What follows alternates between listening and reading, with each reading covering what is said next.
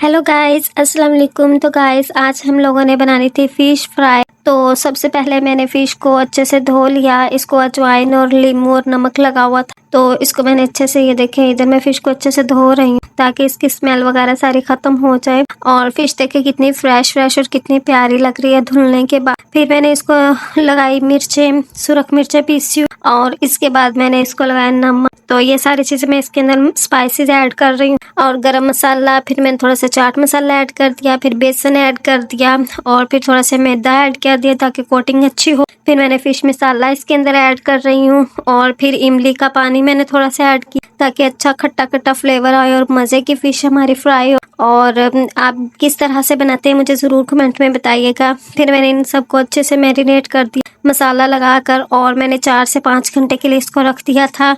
और अब इसकी आ गई थी फ्राई करने की बारी। तो देखिए मैंने इसको कितने अच्छे से फ्राई कर लिया और ये फ्राई मैंने इसको सरसों के तेल में किया था, जो कि बहुत ही ज़्यादा हेल्दी होता है और अच्छा होता है आपके लिए, आपकी हेल्थ के लिए बहुत ज़्यादा अच्छा होता है। और इधर मेरी फ़िश सारी फ्राई हो चुकी थी। देखें कितनी मज़े की लग रही है, कितनी अच्छी लुक आ रही है। और आप लोग किस तरह से फ़िश फ्राई करते हैं मुझे कमेंट्स में ज़रूर बताइएगा। तो देखिए कितनी मज़े की हमारी ये फ़िश फ्राई हुई है, बहुत ही ज़्यादा टेस्टी बनी थी और इसका टेस्ट बहुत ज़्यादा अच्छा था। देखिए अंदर तक बहुत अच्छे से फ्राई हो चुकी थी। और साथ में मैंने बनाई थी इसकी ग्रीन चटनी इमली वाली, तो इसकी भी रेसिपी मैं इंशाल्लाह बहुत जल्द आपको दूंगी।